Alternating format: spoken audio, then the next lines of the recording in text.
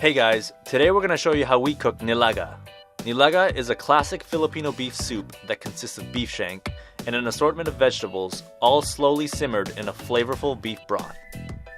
To make our nilaga, you'll want to start with about 4 pounds of beef shank with the bone in. If your beef shank are as big as ours, you'll want to cut them into smaller pieces. We ended up cutting ours in half once, because these big chunks of meat are eventually going to shrink a little bit and come apart on their own. When making nilaga, we highly recommend using a super deep pot. That way, when you're boiling it for a couple hours, there's little to no chance of it boiling over. This pot was 16 quarts and about 10 inches deep. Begin by placing your beef shank into the pot. Then drop in 3 to 4 beef bones, or however many you'd like. These bones are what are going to infuse a deep, rich flavor into your broth. Next, add in 1 large onion cut into 6 sections. Followed by 2 teaspoons of salt, 1 teaspoon of black pepper, and 12 cups of water. Cover your pot and bring it to a boil. Once at a boil, lower the heat and simmer it for about 3 to 4 hours. Afterwards, pop off the lid and skim off any excess fat floating at the top. And then fork the meat to check if it's tender.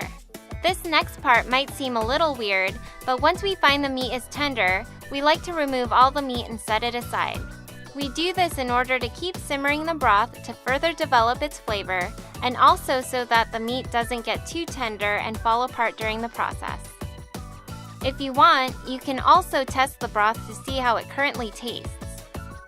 Otherwise, go ahead and cover it again and keep simmering everything for another hour or so. When it's done, sample your beef broth to check if it's to your liking.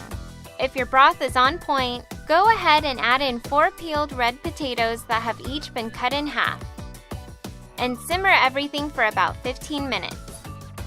Then, fork your potatoes to see if they're fully cooked. Once they're cooked, remove the beef bones to make room. Then add 2 pieces of corn, each cut into 3 smaller pieces. Next, reintroduce your beef shank and drop them in, followed by 1/2 to 3/4 of a head of cabbage. Now, just continue simmering your nilaga for another 6 minutes.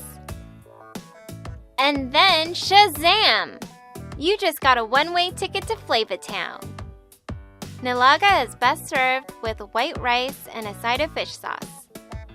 It's talagang tasty.